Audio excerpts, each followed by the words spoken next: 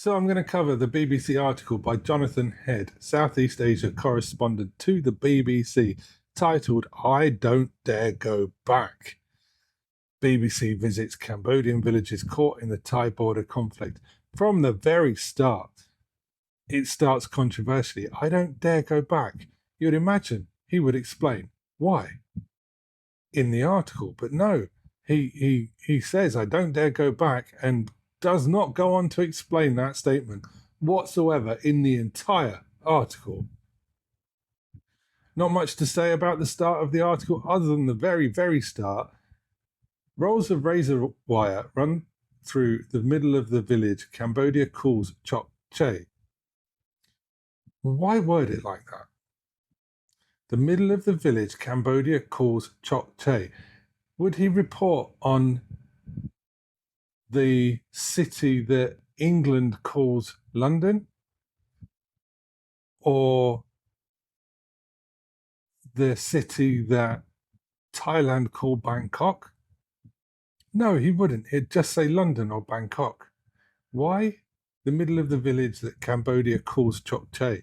It sets a very odd tone, and it's almost like he's trying to suggest that he's picking a side and that it's not Cambodian land, which is wrong. Middle of this screenshot.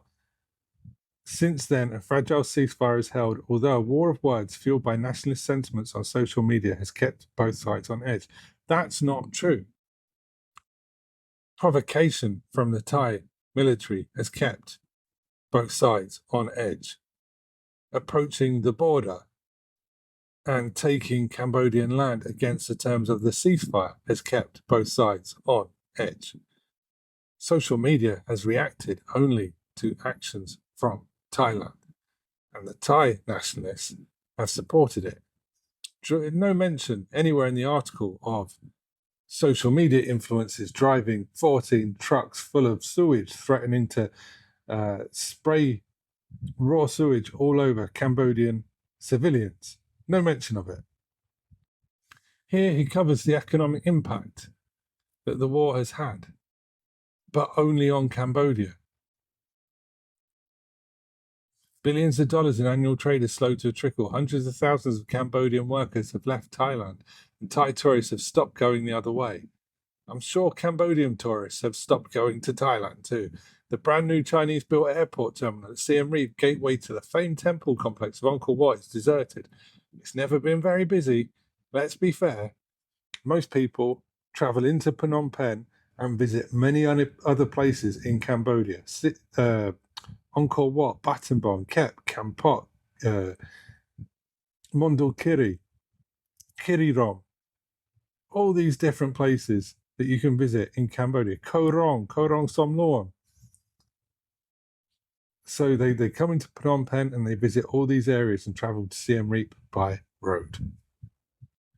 He then mentions two incidents where the Thai military and Cambodian villages have come to a head in recent weeks. He doesn't mention anything of the provocation of the Thai military. He doesn't mention anything of the Thai citizens coming over for several days and playing music, dancing at the border, provoking, chanting at Cambodian civilians. The 14 sewage trucks that were driven to the border. He mentions nothing of this. He then goes on to mention Praia Vihear and the damage, and fair dues, he's actually reporting that Thailand damaged Praia Vihear. He mentions the 1962 ruling from the ICJ that recognises the temple as Cambodian territory, but he does not go on to mention the subsequent ICJ ruling that also gave Cambodia the surrounding land for Praia Vihear. Again, I don't like the way this is framed at all whatsoever. Cambodia has complained to UNESCO about the damage to Praia Vihear and the capture of 18 of its soldiers as hostages. Thailand has shown evidence that Cambodian forces are still laying landmines along the border, injuring many Thai soldiers. One is a country complaining about damage to Praia Vihear,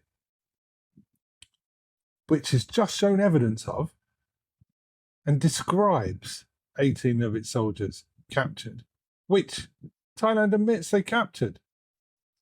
Thailand, he says, has shown evidence that Cambodian forces are still laying landmines, but that evidence is in dispute and, in my opinion, highly controversial and completely fabricated.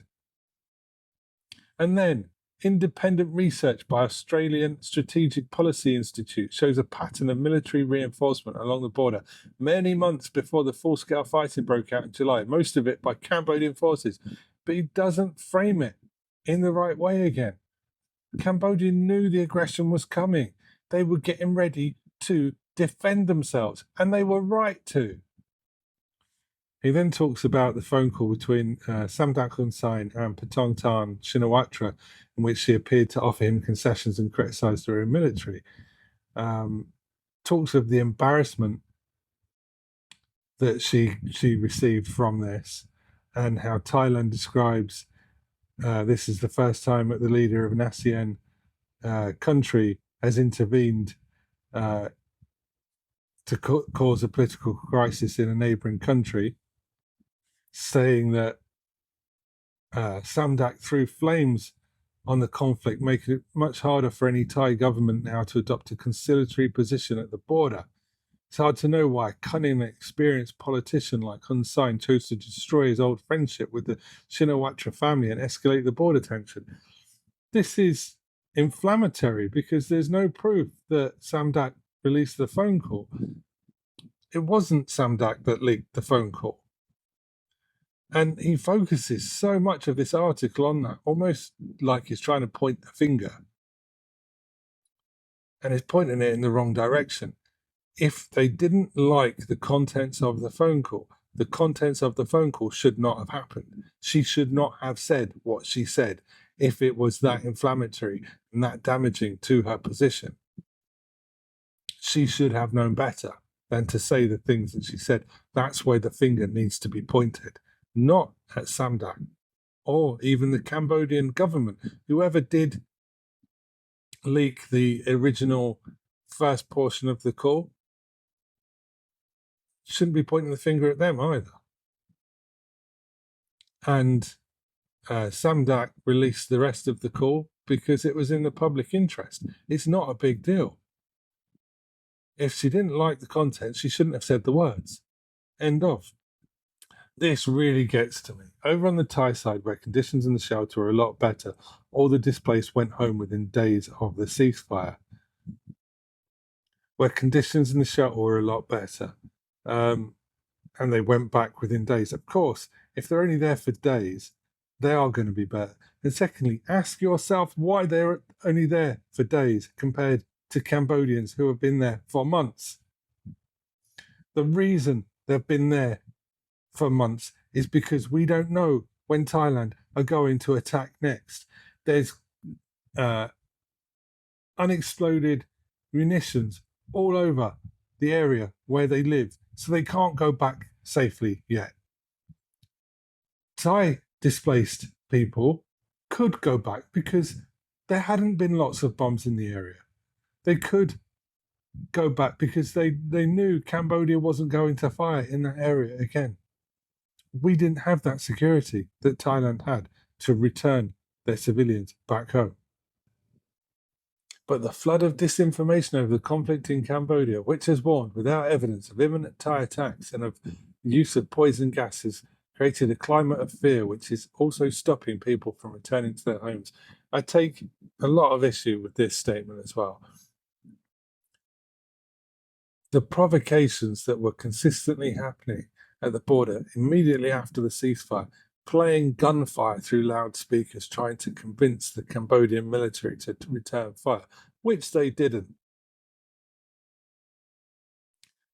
The use of white phosphorus in the area.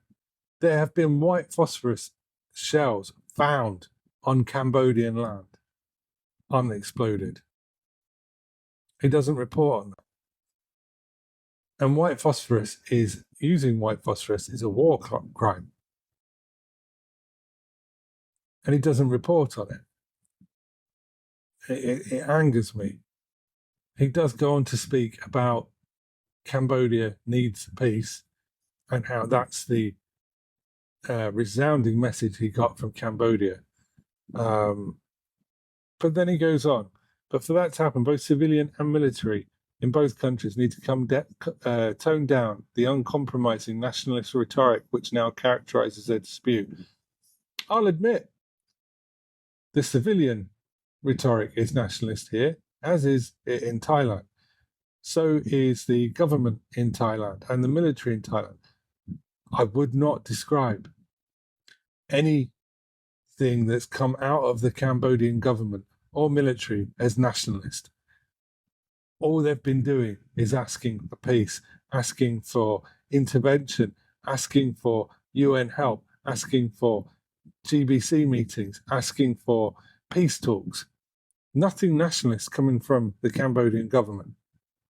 So while this is generally good news for us, because overall the article did start to make progress in getting the truth out there to the Western world and paint a better picture than has been painted recently, it's still not good enough, and it's far too late.